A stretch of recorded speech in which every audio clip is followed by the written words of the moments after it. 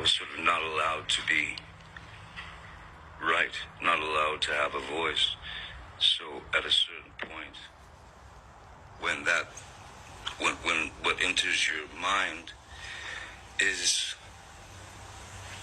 you start to slowly realize that you are in a relationship with your mother, in a sense. And I know that that sounds perverse and obtuse, but the fact is that some people search for weaknesses in people, and that is to say, sensitivities.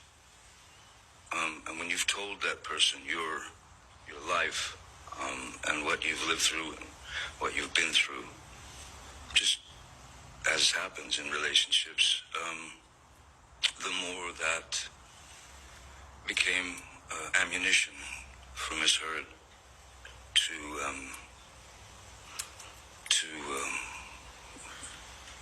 either verbally decimate me or to send me into a kind of tailspin of confusion. So I'm not saying that Johnny Depp was dealing with a narcissist, but if he was, that is exactly how you would describe it. And if you're new here, I'm a narcissist. I have narcissistic personality disorder. So the first part he mentioned about marrying your mother, it makes complete sense when you understand narcissistic and toxic relationships.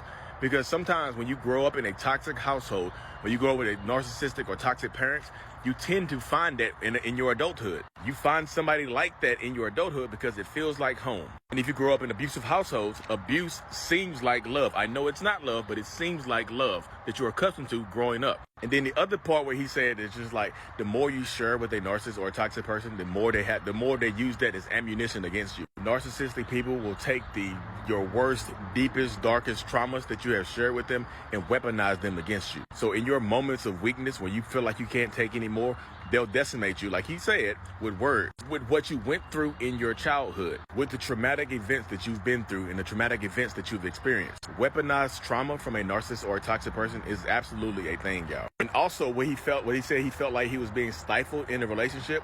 When you're in a relationship with a narcissist or a toxic person, you lose your voice. You start to feel like your words don't matter, your actions don't matter. And in the end, you start to feel like you don't matter. And all you want to do is get this person that you're with, you just want to get them to love you. But then you come to realize that nothing you do for a narcissist, nothing you do for a toxic person will ever be enough. Because narcissists have problems validating themselves, so they try to invalidate others. I really, really hope this helped. So y'all, in this video, I'm not saying that Amber Heard is or was a narcissist. I put it on the screen too. I'm just responding to what he said. I'm just describing the relationship dynamics that he was talking about. I know everybody has their own opinion about that case and how it went down. So, thanks.